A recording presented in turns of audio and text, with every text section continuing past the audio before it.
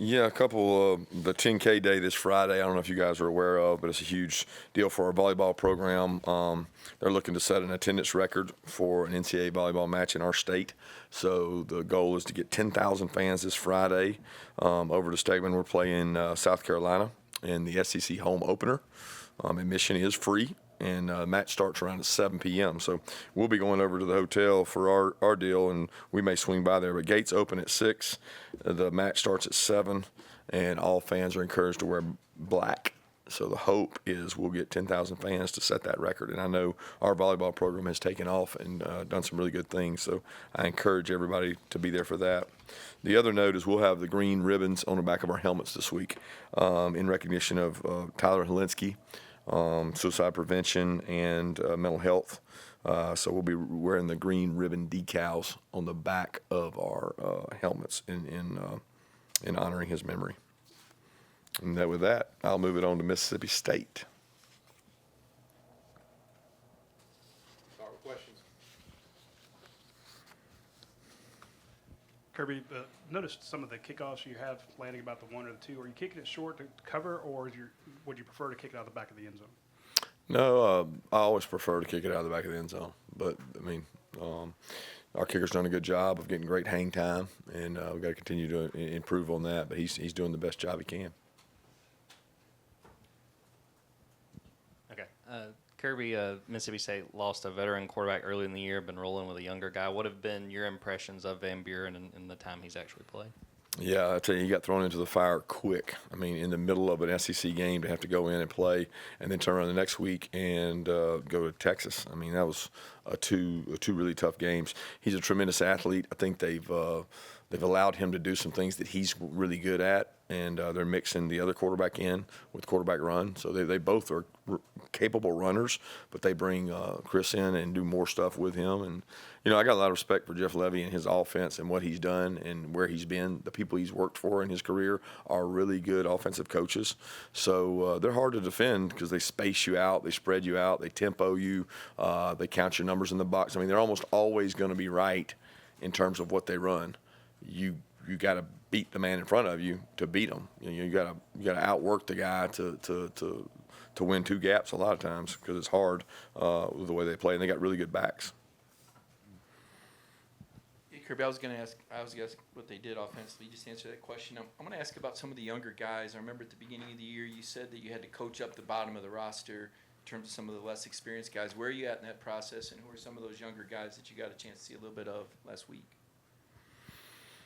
Well, I don't know last week that we got to see any of those guys in terms of playing time. I mean, if you're referencing playing time or practice time, I don't know. Chris Cole played a little more significant role because of Smiles' injury. So Chris Cole has had to play a little bit more. Quentin is taking a bigger role in special teams.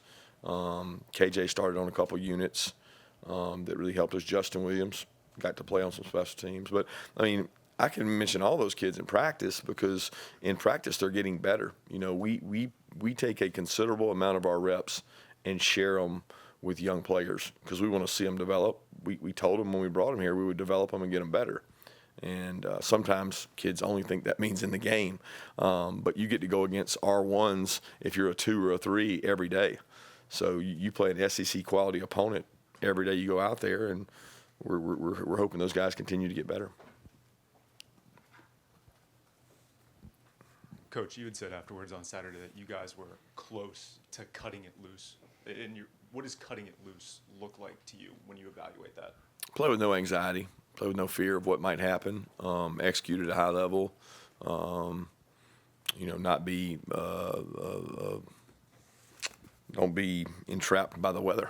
Like play above all that, cut it loose, and you earn the right to do that by what you do during the week. And I thought we earned the right to do that in the game, and at times we did. At times we didn't. After the game, Saturday, you expressed some disappointment in the fan engagement at the game, and particularly at the end. Can you expound on that a little bit, what your expectation is and kind of the give and take between fans and the team providing entertainment, I guess? Yeah, I think I said what I said and stand on what I said, and feel that it could have been better. But, my job is to coach the football team, and I'm going to do the best I can in my power. And I've been in some really good places where, there's times that you create a monster, whether it was when I was at FSU, when I was at Alabama, and you have to appreciate that, and you have to create home field advantages. And, we've had coaches tell us that come here and play that it was the best environment they played in the entire year.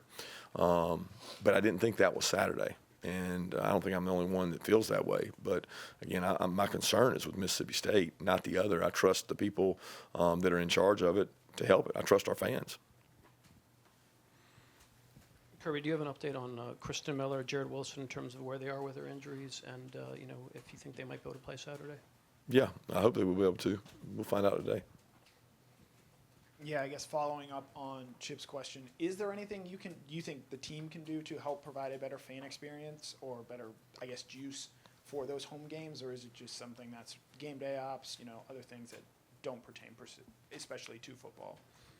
Well, if you take pride in your performance, which I hope our team takes pride in their performance each week, then you worry about what you can control. And our players, have an opponent to play, and we're trying to make it harder on the opponent to play in our environment. And, just simple ask question, did we make it hard on them to play in that game? I don't know. But the pride and performance that our fans take, that our programming takes, that our Josh Brooks and his staff take, and our players take, it's a collective effort. Yeah, you mentioned cutting it loose, not playing with anxiety. I guess how much have you seen with that in the offense, and particularly Carson, and how hard is that for a quarterback to I guess not be afraid of making a big mistake in a big moment? Yeah, I don't reference Carson in that. Carson's, you start for a year in the SEC and play in the games he's played in. I'm not referencing Carson with that. That's not. I never directly said him, and don't think that he's played that way. I think Carson is in a good headspace. He's continued to get better. It has nothing to do with him. Probably some other positions that we have younger players at. Sometimes they play with a little anxiety.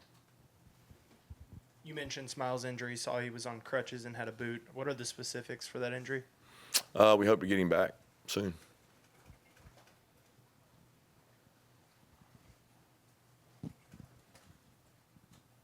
Coach, we heard Trevor Etienne talk about his relationship with you. Can you just talk about the impact he's having right now coming in and his performance Saturday? Yeah, I thought he performed really well Saturday. He made some things happen with nothing there, and then had a couple that I thought maybe should have got more on, that he's one step away and from breaking one open and using his quickness. He's got really good open field skills to make people miss, and I think that's something that we've needed around here, is like a guy that can go make people miss in open spaces.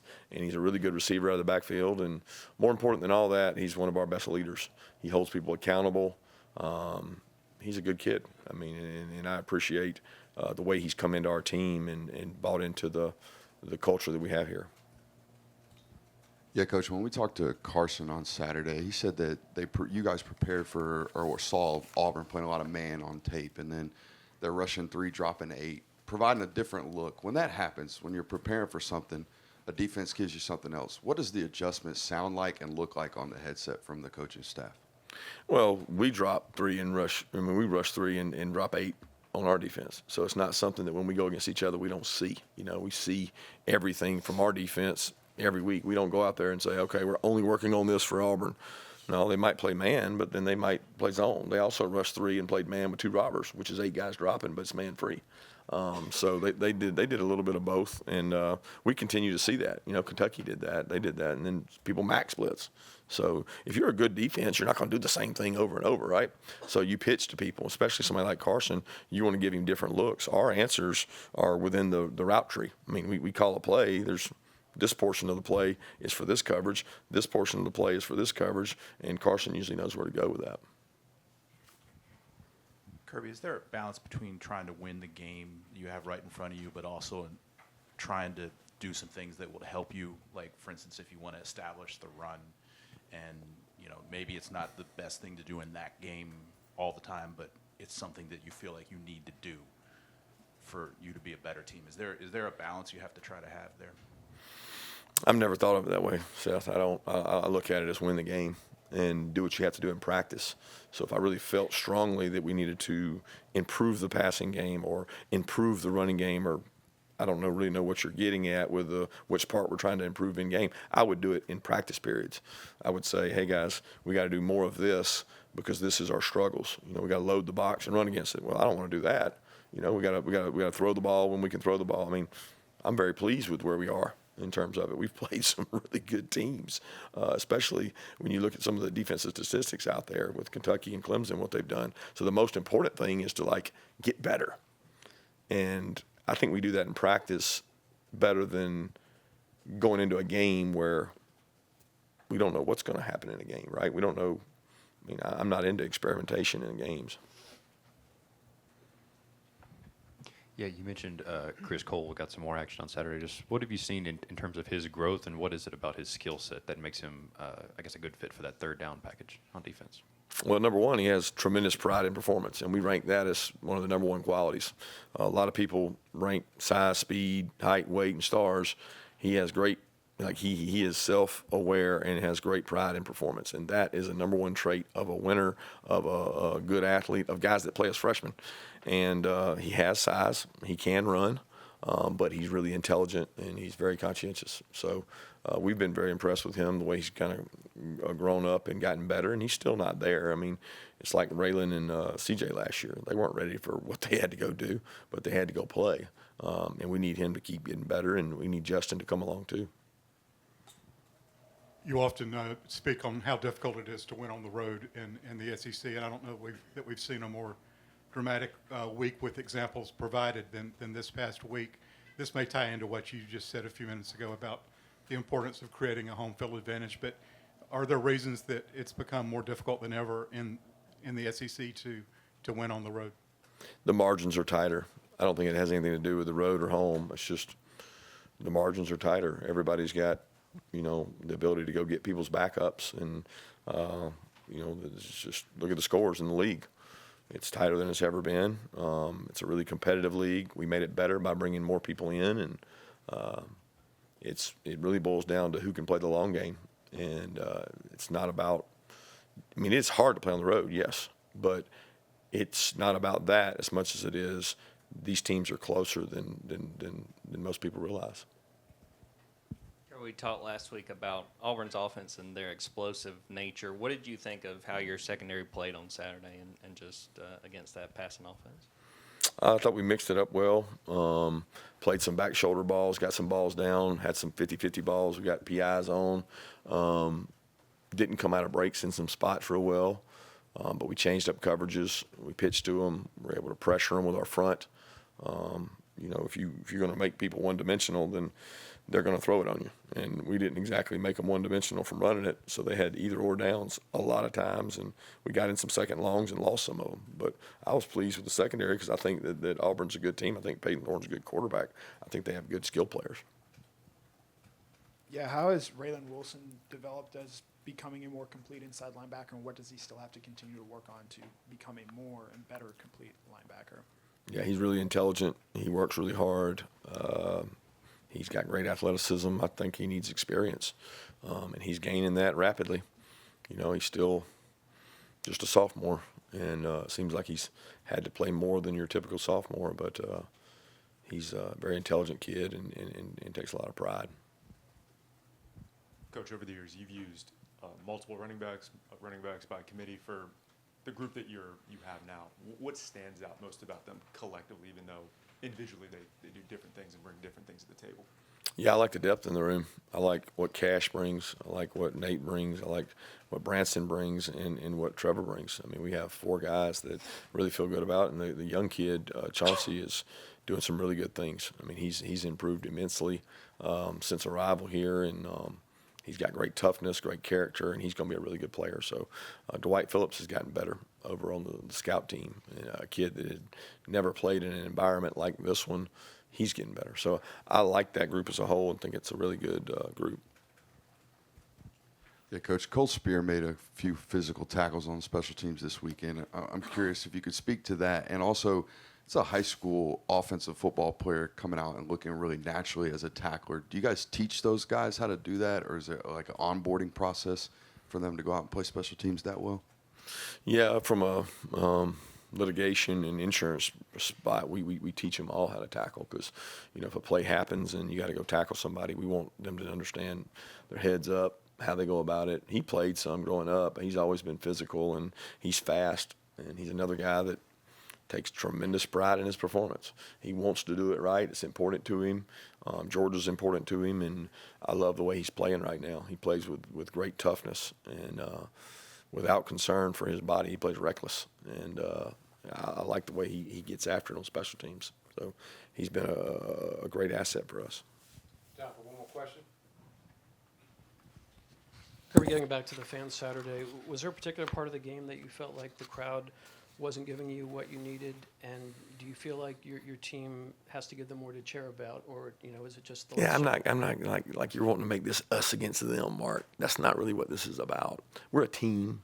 We're a unit, and I think it's okay to say how you feel and try to pull the family together and pull in the right direction. And you guys want to make it about, well, Kirby said this. I mean, that we're a team.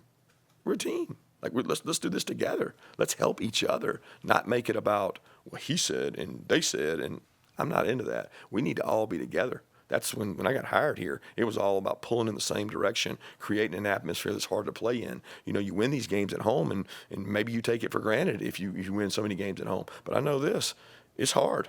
These teams are going on the road all across the SEC. You make it hard on them by what you do and what you create. So it's not about a specific point in time. It's about us all pulling in the same direction.